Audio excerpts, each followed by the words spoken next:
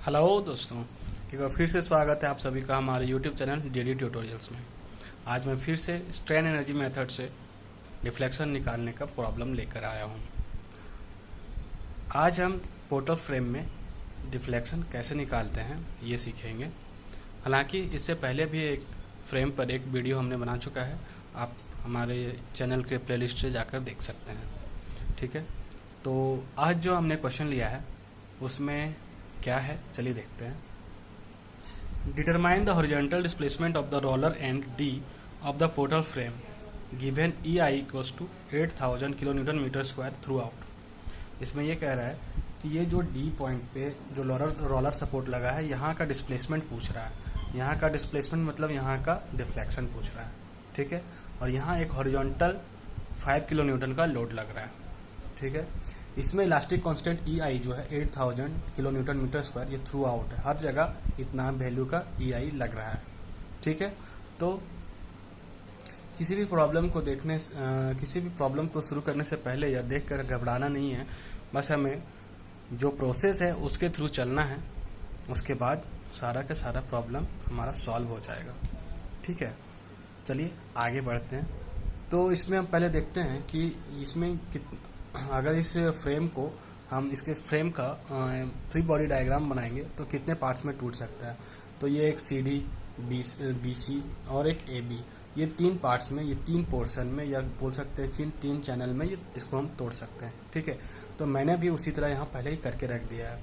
ये इसलिए कि पहले ही कर दिया है क्योंकि हमारा वीडियो ज़्यादा लंबा ना हो और आपको बोरिंग फील ना हो। ठीक है, तो चलिए देखते हैं। यहाँ पे जैसे ही हमने इस फ्रेम से इस पार्ट को अलग किया, इस पोर्शन को अलग किया, तो हमारे पास सिर्फ इतना बचा। अगर आपको देखना है तो इसे आप ऐसे कवर कर दिए तो ये इतना पोर्शन बचा।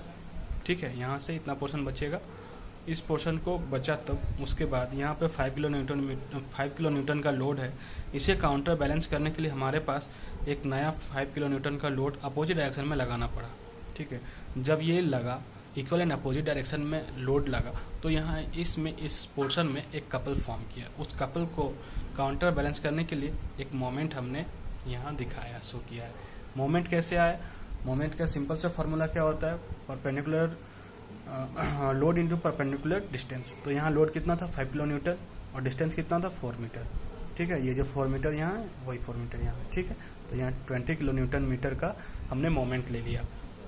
अब आगे बढ़ते हैं। BC, ये जो पोर्शन BC है इसमें कोई भी वर्टिकल लोड नहीं है, या तो कोई भी लोड किसी भी तरह का नहीं लग रहा है, लेकिन ये इस पॉइंट C पे DC से कनेक्ट है, इसलिए जो इफेक्ट इसमें होगा, वो जो लोड इसमें है उसके वजह से जो इफेक्ट इसमें होगा वो इफेक्ट इसमें भी कुछ ना कुछ होगा। ठीक है, इसीलिए यहाँ जो 5 किलो न्यूटन का लोड लग रहा था तो वो समहाउ इसमें भी कहीं ना कहीं इफेक्ट कर रहा है, इसलिए हमने 5 किलो न्यूटन का लोड इधर भी और 5 किलो न्यूटन का लोड इधर भी लगा दिया काउंटर बैलेंस के तहत। ठीक है, अब ये जो मोमेंट यहाँ लग रहा था वो भी तो इसमें ट्रांसफर होगा। तो उसी तरह से यहाँ हमने यहाँ क्या था? क्लॉकवाइज, तो यहाँ एंटी क्लॉकवाइज, यहाँ एंटी क्लॉकवाइज, तो यहाँ क्लॉकवाइज। ये जो मोमेंट क्रिएट हो रहा है यहाँ पे, ये दोनों काउंटर बैलेंस होना चाहिए। ठीक है, तो हमने यहाँ काउंटर बैलेंस कर दिया। अब इसका इफेक्ट, ये लिंक है AB से, इसलिए ये AB में भी ट्रांसफर हो गया। तो 5 किलो न्यूटन का लोड यहाँ पे किधर लग रहा था? इधर लग रहा था, तो यहाँ भी पहले किधर लगेगा? इधर। अब इसको काउंटर बैलेंस करने के लिए यहाँ किधर लगेगा? इधर। ठीक है, फिर यहाँ भी मोमेंट आ जाएगा 20 किलो न्यूटन का। क्यों? इस कपल, यहाँ जो कपल जनरेट हो रहा है उसे काउंटर बैलेंस करने के लिए।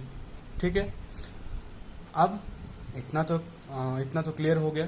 अब आगे चलते हैं। मैंने एक यहाँ पे टेबल बना रखा है। टेबल क्या चीज़ का है? Portion, origin, limit, bending moment, या M जिसे कहते हैं।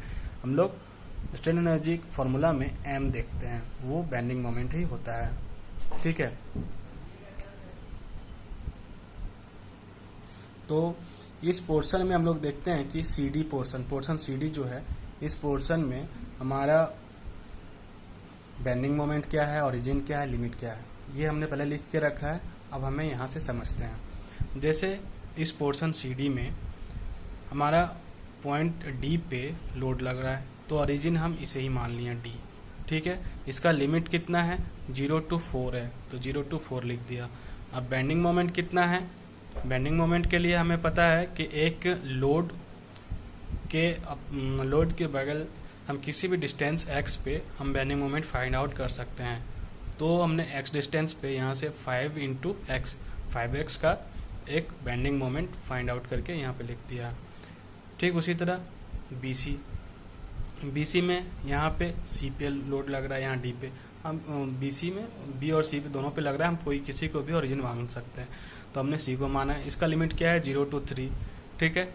उसके बाद जो बेंडिंग मोमेंट, यहाँ चूंकि परपेंडिकुलर लोड नहीं है तो हमारा यहाँ बेंडिंग मोमेंट नहीं आ सकता है, ठीक है। लेकिन ये जो मोमेंट यहाँ से यहाँ ट्रांसफर हुआ है वो तो एक्ट कर रहा है, तो हम इसे 20 लिख देंगे, ठीक है। अब आगे चलेंगे नेक्स्ट फ्रेम में। इस फ्रेम में इस पोर्शन में क्या है, पोर्शन AB में हमारा हमने B को मान लिया है ओरिजिन, और लिमिट कितना है 0 से 4 मान लिया। अब यहाँ पे देखिए, यहाँ दोनों चीजें हैं, क्या क्या है, एक है मोमेंट यहाँ से यहाँ तक ट्रांसफर हो गया है, और इसी पॉइंट से एक बेंडिंग मोमेंट भी हमने कैलकुलेट कर रखा है, तो इसीलिए 20 माइनस एक्स है। अब बोलेंगे कि इसमें 20 माइनस 5x क्यों नहीं हुआ, इसलिए नहीं हुआ क्योंकि यहाँ बेंडिंग मोमेंट हम इस लोड से इधर की ओर ले रहे थे, ठीक है। इस लोड से इधर की ओर ले रहे थे, तो ये तो 0 हो जाएगा, मोमेंट यहाँ 0 होगा ना, क्योंकि हम इधर से इधर कैलकुलेट कर रहे हैं, तो यहाँ मोमेंट 0 होगा, इसलिए 5x, इसलिए हमने यहाँ से 5x कंसिडर किया। लेकिन हम इसकी ओर से इधर ले रहे हैं, इसलिए ये दोनों मोमेंट और बेंडिंग मोमेंट दोनों ही कंसिडर किया जाएगा, ठीक। अब चलिए हम चलते हैं जो हमारा फॉर्मूला है स्ट्रेन एनर्जी का, उस पे। स्ट्रेन एनर्जी का फॉर्मूला एक बार रिमाइंड करा देते हैं।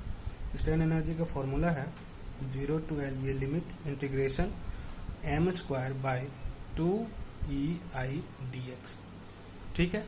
ये हमारा स्ट्रेन एनर्जी का फॉर्मूला है। अब यही स्ट्रेन एनर्जी का फॉर्मूला हम अपने तीनों फ्रेम्स के लिए यूज करेंगे। तो चलिए देखते हैं कैसे। ये C इक्वल्स टू, ये पहले है CD के लिए। CD के लिए अगर है तो CD का लिमिट क्या है 0 to 4, इसका मोमेंट क्या है 5x whole square 2EI plus यहाँ dx भी।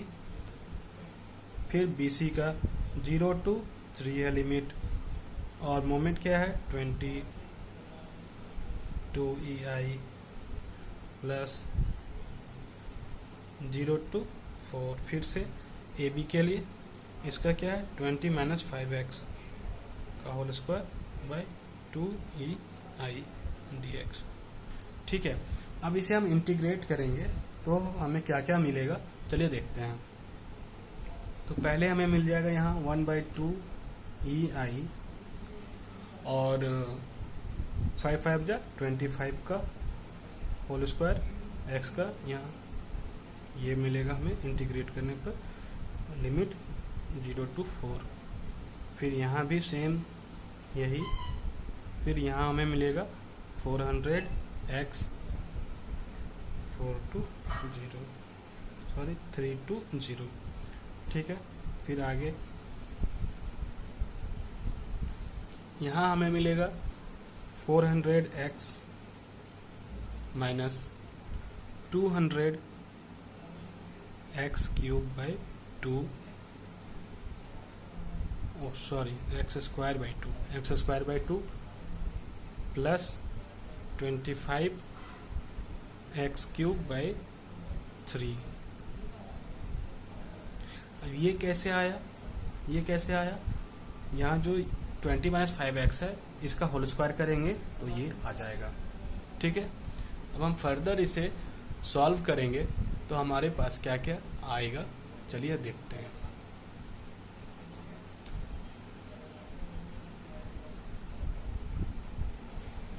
चलिए इसे सॉल्व करने के बाद 1133.33 ये आ जाएगा बाई EI।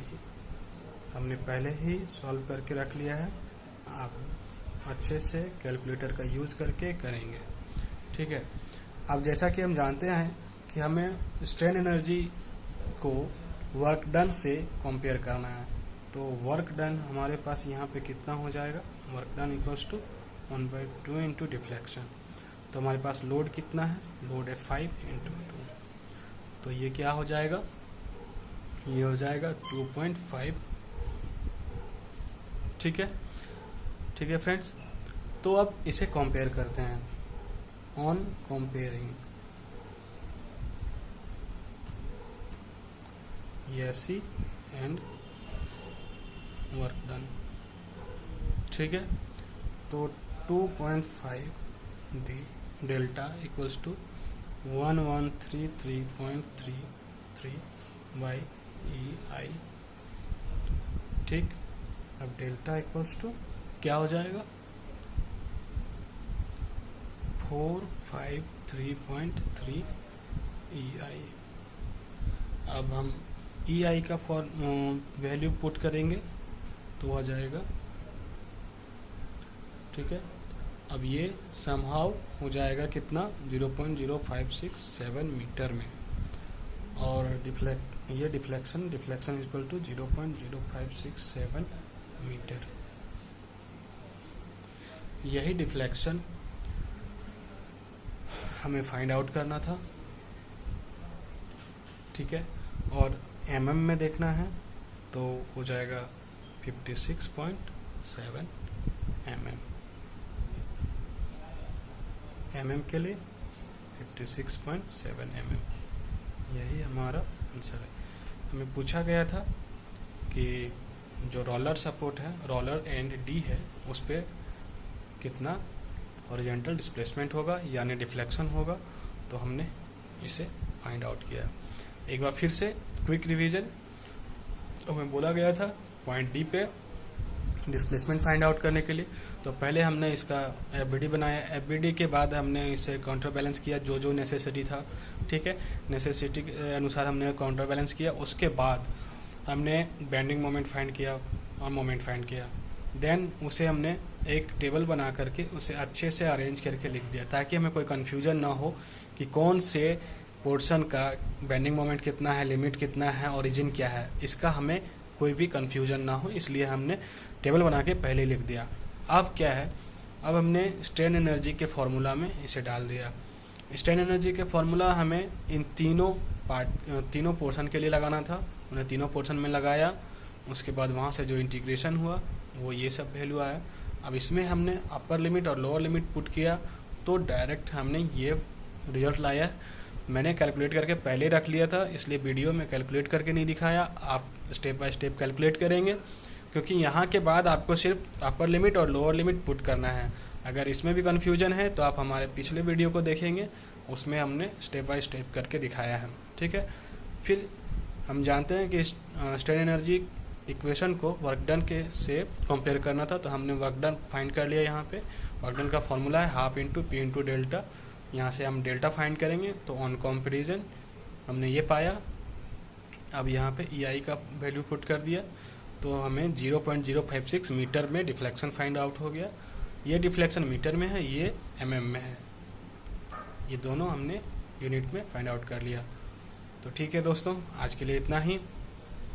अगर आपको वीडियो अच्छा लगा हो, अगर हमारे वीडियो से आप कुछ सीख पाए हो, तो फिर आगे लाइक करें, सब्सक्राइब करें और शेयर करें। ये तो बोलने वाली बात नहीं है, फिर भी बोलता हूँ, क्योंकि आप जितना लाइक करेंगे, जितना वीडियो देखेंगे, उतना ही हमारा हौसला बढ़ेगा और हम इसी तरह से आपके लिए वीडियोस लेकर आते रहेंगे। Thank you.